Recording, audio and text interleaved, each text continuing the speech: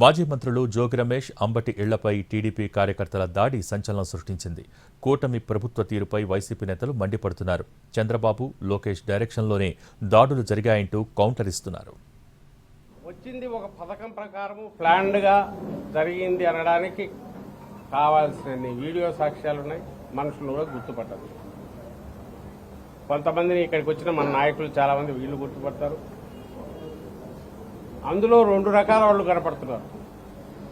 ఒకరు టీడీపీ దీనివైపు కార్యకర్తల పేరుతో కొంతమంది, తర్వాత రౌడీ షీటర్లో రకరకాల యాంటీ సోషల్ ఎలిమెంట్స్ వాళ్ళు ఉన్నట్టు తెలుస్తుంది. వాళ్ళెవరైనది కూడా మెల్లగా బయటకు వస్తుంది, తీస్తాం. పార్టీ కూడా చూసాము. సభ్యత మొత్తం అందరూ, రాష్ట్ర ప్రజలందరూ చూశారు, దేశ ప్రజలందరూ చూశారు. నిన్న మా మాజీ మంత్రి జోగి రమేష్ ఇంటి మీదకైతే పెట్రోల్ బాంబులు ఇస్తారు. పెట్రోల్ బాంబులు వచ్చి ఇంటిపైకి ఇసిరి ఇల్లు కాలిపోవడానికి కారణభూతులయ్యారు. ఇది ఎక్కడైనా చూసామండి? మనం ఎప్పుడైనా చూసామండి ఇలాంటి విషయాలు? దానికి వచ్చి అధికారంలో తెలుగుదేశం పార్టీ వాళ్ళతో పాటు పోలీసులు వచ్చి ఒత్తాసు పలికారు. ఎంపీ కేశినేని శివనాథ్ చిన్ని ఆధ్వర్యంలో విజయవాడ నుంచి గుండాలు, రౌడీలు, పిక్ పాకెటర్స్, బ్లేడ్ బ్యాచ్, పంజా సెంటర్, రాణి గారి తోట, సీతానగరం, వైఎస్ఆర్ కాలనీ అన్ని చోట్ల నుంచి కూడా ఒక ప్రేరేపిత కుట్రగా ముందుగానే మీరు పక్కా ప్లాన్ చేసుకుని నా మీద దాడి చేయాలని, నా కుటుంబం మీద దాడి చేయాలని ఇంత పన్నాగం.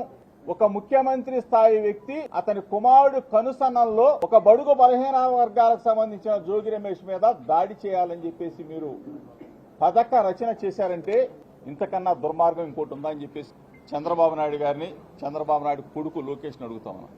నిజంగా వాళ్ళకి వాళ్ళ తల్లిగారిని అన్నారు అనే కోపం ఉందా, లేకపోతే దాని చాటుగా దాన్ని అడ్డు పెట్టుకొని ఆయన వాగ్దాటితో వాళ్ళు చేసేటువంటి తప్పుల్ని ప్రజల్లోకి తీసుకెళ్తున్నారని ఒక కక్ష సాధింపుగా దాన్ని వంక పెట్టుకొని చేసినట్టుగా అనిపిస్తుందండి.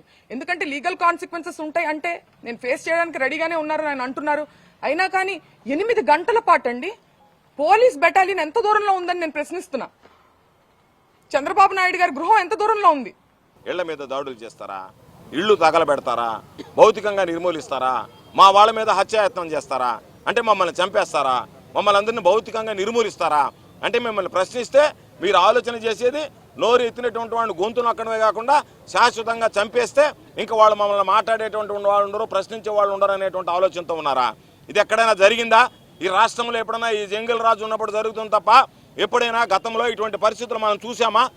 కానీ చంద్రబాబు నియమించేటువంటి సిట్టుతో కాదు సుమా.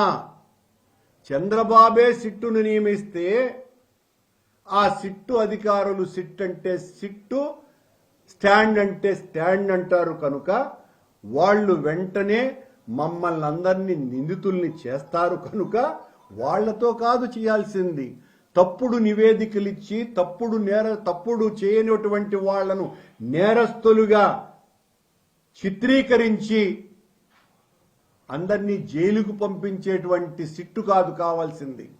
సరైనటువంటి న్యాయ విచారణ చేసే సుప్రీంకోర్టు చేత నియమింపబడ్డటువంటి అధికారుల చేత విచారణ చేయించాలా.